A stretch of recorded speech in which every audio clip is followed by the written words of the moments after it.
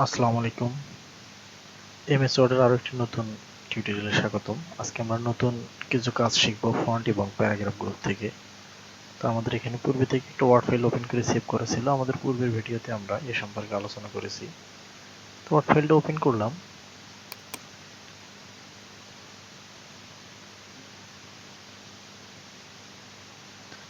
Open করার পর এখানে কোনো টেক্সট নেই।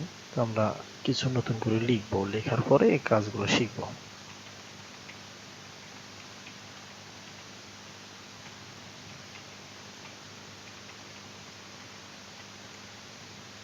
আচ্ছা, এখন দেখেন এখানে আমি দুইটা ছোট ছোট সেন্টেন্স লিখেছি।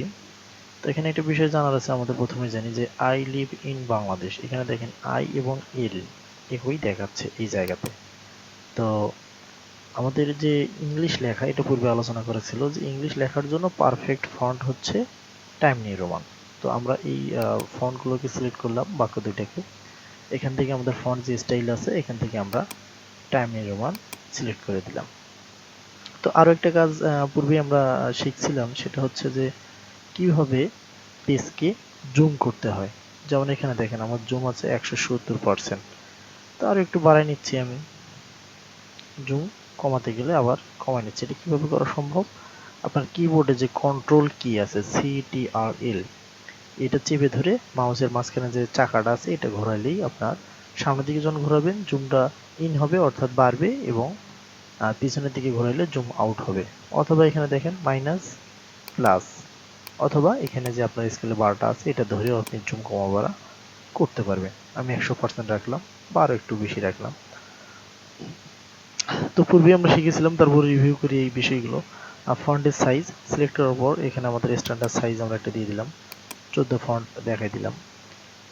তো এখন আর একটা বিষয় দেখি যে এখানে আই লিভ ইন বাংলাদেশে দেখেন যে লেখাটার মধ্যে কোনো আন্ডারলাইন নেই, কিন্তু আই লাভ বাংলাদেশের এখানে দেখেন নিচ দিয়ে বাংলাদেশের লেখাটাতে আন্ডারলাইন দেখাচ্ছে। তো এখানে মূলত এই যে বাংলাদেশ, এই বানানটাকে ভুল ধরতেছে। কম্পিউটারে যে আমাদের গ্রামার ইনস্টল আছে তো এটাতে ভুল ধরতেছে। এখানে বিটা ক্যাপিটাল লেটার হওয়ার কথা ছিল। তো এটা আমরা দেখেন যে একটা সহজ পদ্ধতিতে কিভাবে সলভ করতে পারি, বানানটাকে সংশোধন করতে পারি। তো এখানে যে ওয়ার্ডের সামনে যে ওয়ার্ডটাতে আন্ডারলাইন দেখাবে সেই ওয়ার্ডটার সামনে মাউস দিয়ে একটা আমরা রাইট ক্লিক করব। করার পর দেখেন এখানে অটোমেটিক বলতেছে ইগনোর করতে, অথবা এইরকম একটা স্পেলিং হবে বাংলাদেশ অর্থাৎ এইভাবে বানানটা হবে সেটা দেখাই দিচ্ছে। তো আমি এটা চয়েস করে নিলাম, দেখেন হয়ে গেছে। এখন দেখেন নিচের আর আন্ডারলাইনটা কিন্তু নেই, চলে গেল। তো এটা একটা সাধারণ বিষয় আমাদের জানা থাকা দরকার। তো এই যে bold, italic, underline, superscript, subscript, font colour, highlight colour, এগুলো আমরা পূর্বেই দেখেছি। ক্লিয়ার ফরম্যাটিং এই গ্রুপটা পূর্বে আমাদের দেখা হয়ে গেছে। তো আমরা প্যারাগ্রাফের কিছু আজকে কাজ শিখব। তো দেখেন যে প্যারাগ্রাফ গ্রুপে প্রথম যেটা সেটাকে বলা হয় বুলেটিন। আমরা কখন এটা ব্যবহার করব?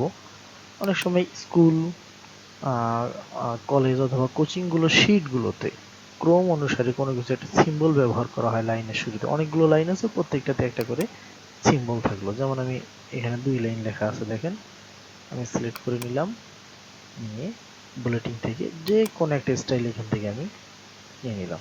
তো দেখেন প্রত্যেকটা লাইন শেষে, কাজ শেষে যখন আপনি এন্টার দেবেন নতুন করে অটোমেটিক এরকম বুলেটিন চলে আসলো। আমি এটার নাম দিলাম এখানে। তো আবার এন্টার চাপলাম, অটোমেটিক কিন্তু বুলেটিন চলে আসলো। এভাবে বুলেটিনগুলো চলতেই থাকবে।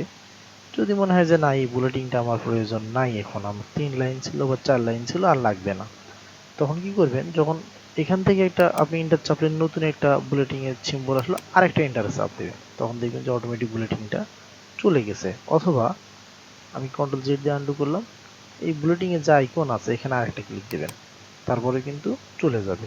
অর্থাৎ এই লাইনের শেষে, শেষ লাইনের শেষ থেকে যখন আমরা এন্টার দেব আবার বুলেটিন হবে, তখন আরো একটা এন্টার দেব, অর্থাৎ বুলেটিনটা তখন চলে যাবে।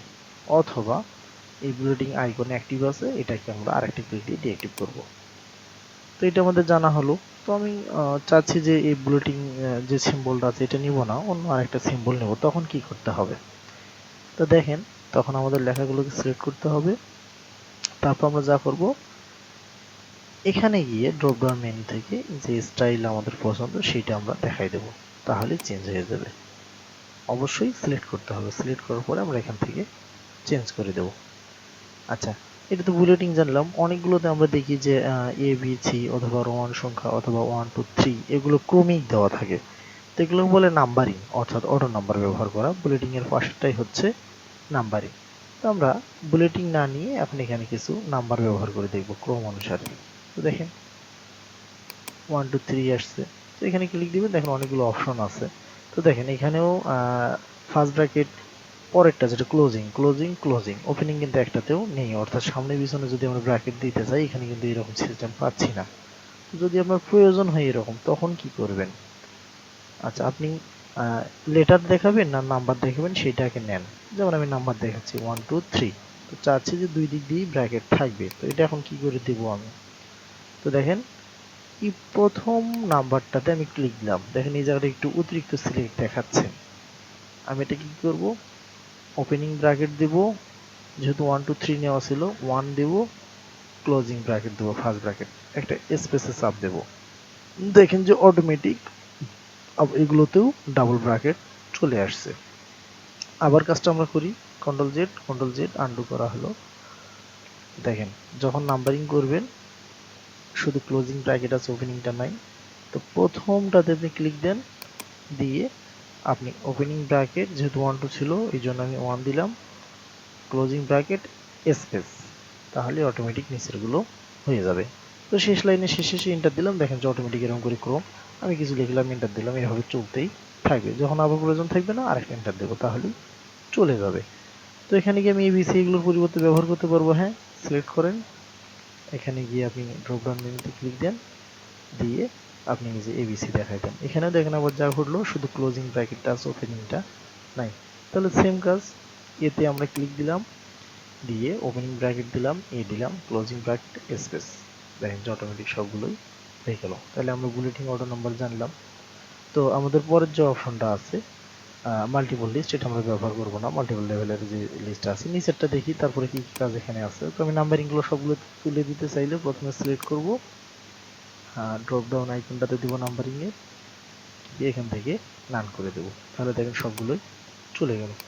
আচ্ছা, আরেকটা বিষয় এখানে দেখেন যে আই লিভ ইন বাংলাদেশ, এরপরে নিচে আরেকটা সেন্টেন্স চলে আসছে। তো যদি আমি চাই যে এই সেন্টেন্সটা উপরে এখানে লাইন বাই লাইনের সামনে চলে আসুক, একই লাইনে অবস্থান করুক, তখন কি করতে হবে? তো যেহেতু এখান থেকে আমরা এন্টার দিয়ে একটা নতুন প্যারাগ্রাফ করছি, আর একটা লাইনে গেছি, তো প্রথম লাইনটার শেষে ক্লিক দিয়ে ডিলিট বাটনে ক্লিক দিই, তাহলে কিন্তু চলে আসবে। এটাকে আমি উঠাই নেব, শেষে ক্লিক দিই ডিলিট। অথবা আরও একটা ওয়ে ছিল, আমার এম এর সামনে কার্সর রেখে ব্যাক স্পেস, তারপরে কিন্তু উঠে আসবে। তো আমি এগুলো একটু কপি করে নিচ্ছি, কন্ট্রোল সি কন্ট্রোল ভি চেপে ধরে আছে, অনেকগুলো নিয়ে নিলাম। তো যেহেতু সমান হয়েছে, সমান যাতে না হয় এরকম আমি একটু এলোমেলো করতে চাচ্ছি, কন্ট্রোল সি এখানে লাগাই দিই। আচ্ছা, এখন বিষয়টা একটু বুঝতে সুবিধা হবে আমাদের। হ্যাঁ, এখন আমরা নিচে ডকুমেন্ট অ্যালাইনমেন্ট যে অপশনগুলো আছে এগুলো সম্পর্কে একটু জানবো। যে দেখেন এখানে কিন্তু অ্যাক্টিভ দেখাচ্ছে লেফট বিন্যাস, যেটা আমাদের বিন্যাস। দেখেন বাম সাইডে লেখাগুলো খুব সুন্দর সমান আছে, কিন্তু ডান সাইডে এই লাইনে কিন্তু সমান নেই, লাইনগুলো সমান হচ্ছে না। তো যেহেতু এটার বিন্যাসটা বাম দিকে দেওয়া আছে, এই জন্য লেফট অ্যালাইনমেন্টের কারণে এটা কিন্তু বামে ঠিক আছে, কিন্তু ডান সাইডে কিন্তু ঠিক নেই, সমান নেই। তো যদি আমরা সেন্টার করি তখন দেখেন মাঝখানে থাকবে লেখা, দুই সাইডে কিন্তু অসমান, অর্থাৎ মাঝখান থেকে দুই দিকে ছড়িয়ে গেছে। আবার যদি রাইট বিন্যাস করি তখন দেখেন ডান সাইডটা আবার সমান আছে, এবার বাম সাইডটা নেই। তারপরে যেটা যেটা জাস্টিফাই, অর্থাৎ আপনার লেফট এবং রাইট দুই সাইডেই কিন্তু লাইনগুলো সমান সমান থাকবে, অর্থাৎ যে মার্জিন আছে মার্জিনটাকে কভার করে লেখাগুলো হয়ে গেছে একদম সমান লাইনে। তো এটার শর্ট আমি পূর্বেই বলেছি যে শর্টকাটগুলো শুধু আপনি আইকনের উপরে কার্সার রাখেন, মাউস পয়েন্টার রাখলে অটোমেটিক দেখাবে। যেমন কন্ট্রোল ই জে এল ই এগুলো দেখাবে। দেখেন প্রথমটাতে আমি রাখলাম, বলতেছে যে কন্ট্রোল এল, আচ্ছা তারপর দেখেন লেফট দেখালো এটা, কন্ট্রোল ই সেন্টার, তারপর দেখেন কন্ট্রোল আর রাইট, তারপর দেখেন কন্ট্রোল জে দেখাবে, হ্যাঁ কন্ট্রোল জে। এগুলো আর কি শর্টকাট নিজেরা জেনে নিতে পারবেন। এটা আমাদের জানা হয়ে গেল। তো তার পাশে আছে এই যে স্পেসিং, আসলে এটা কেন লাইন স্পেসিংটা দেখেন, এই যে দেখেন এটা একটা ছিল প্যারাগ্রাফ, আর এখান থেকে এন্টার ব্যবহার করে নিচের এই